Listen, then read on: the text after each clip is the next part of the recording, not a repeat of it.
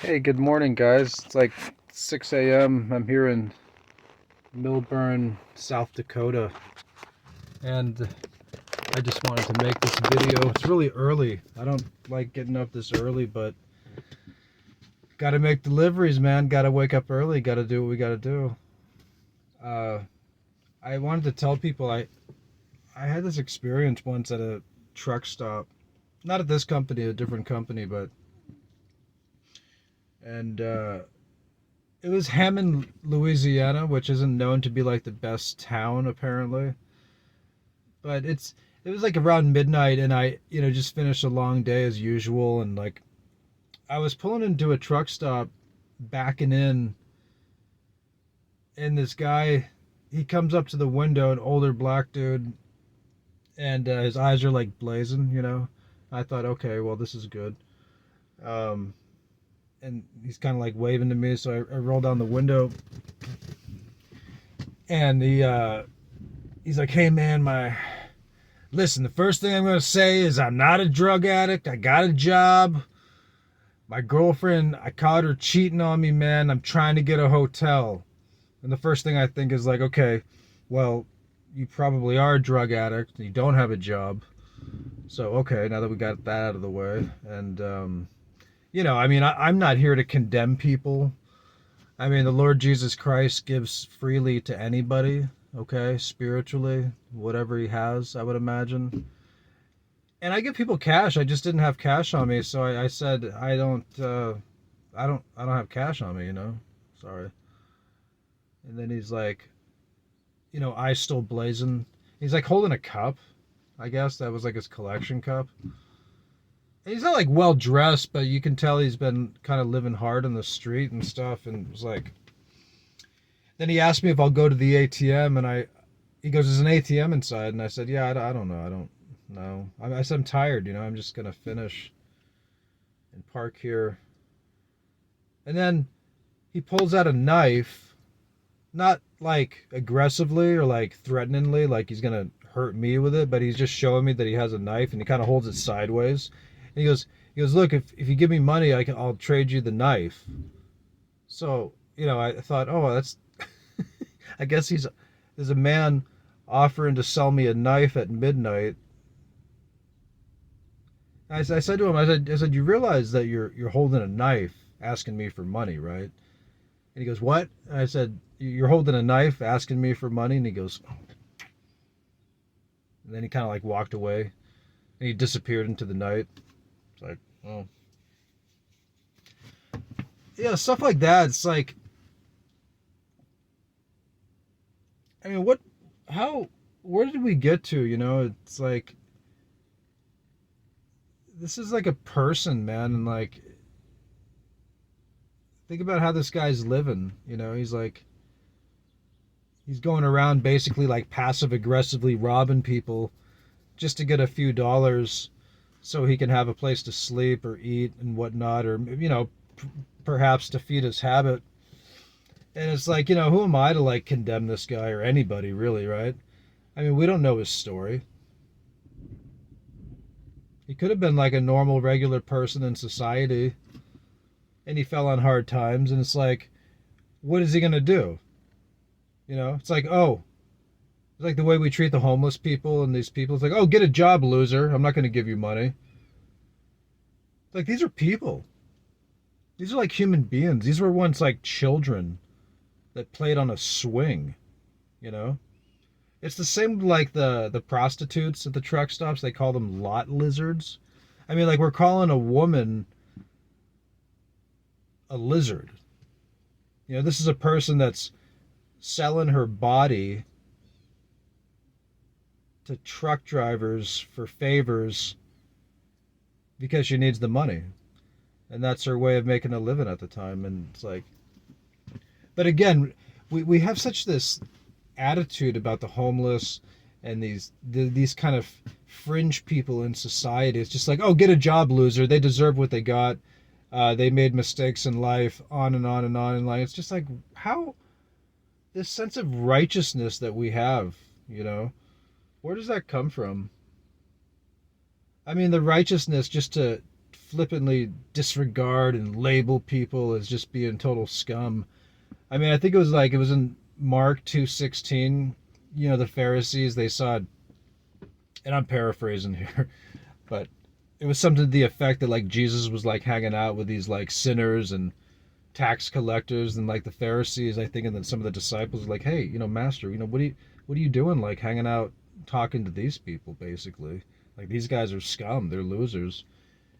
And Jesus is like, I didn't come for those who think they're righteous, like I came for those who know they're sinners. That's pretty powerful. And it's true. Like, you look at, like, on the cross, the thief, right? Like, he was probably a scoundrel. He didn't have a good job. He's probably out stealing.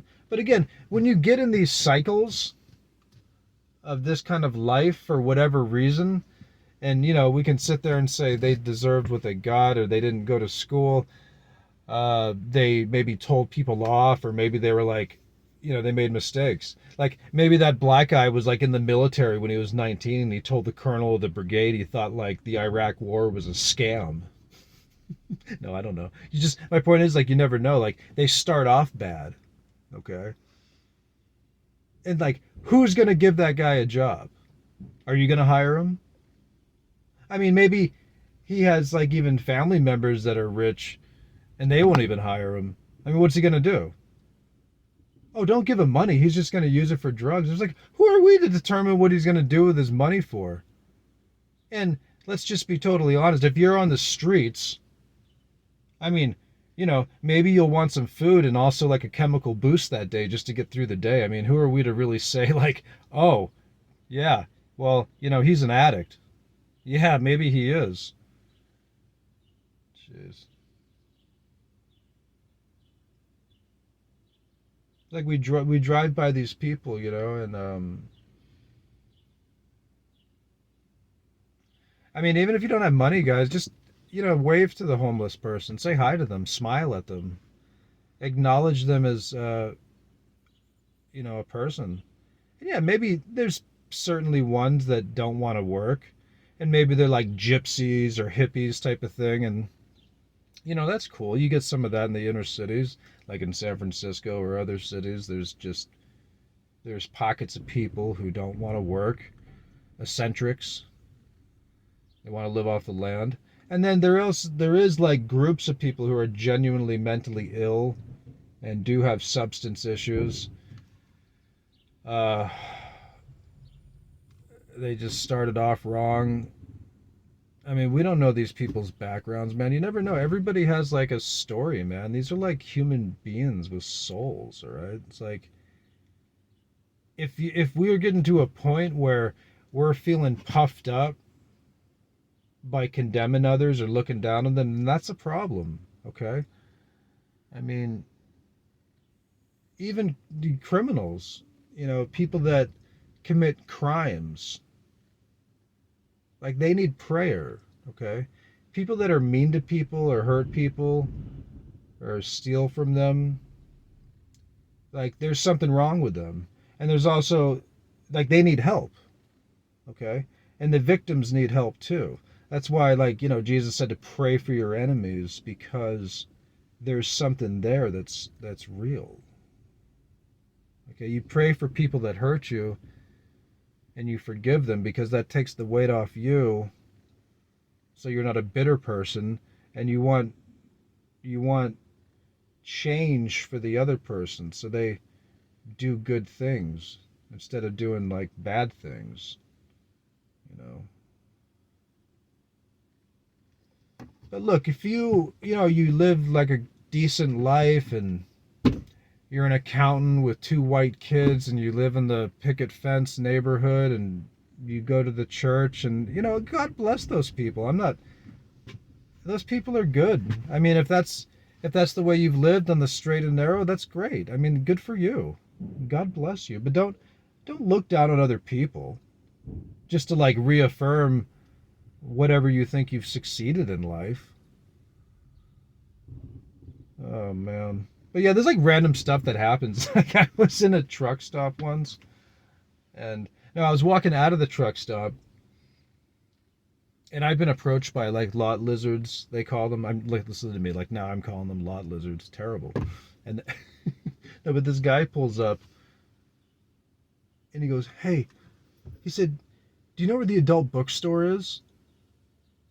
I said, "No, I'm just getting like diesel, man. I don't like what? I'm just the guy like you come up to like that knows where the adult bookstores are." And he goes, "Oh, okay." And then he goes, "Hey, do you want me to?" And like he offered like a favor, I guess they call it. And I was really like, I didn't know what to do. I was very disturbed by it. I mean, part of me is like looking for cameras because I was thinking about punching the guy, but then I'm like, no, I can't do that. And then the other part of me is like, well, in his own weird way, like he thinks he's doing something nice and trying to help me. And so I go, no, it's a company vehicle. Nobody's allowed to come inside it. You can't make this stuff up, man. This stuff really happens. All right, that's my sermon for the day. I guess I'll have better material later or new material. But please like and subscribe. I love comments. If anybody has any comments, I like to read them. And yeah, take care out there, and everybody stay safe on the road. All right. Thank you.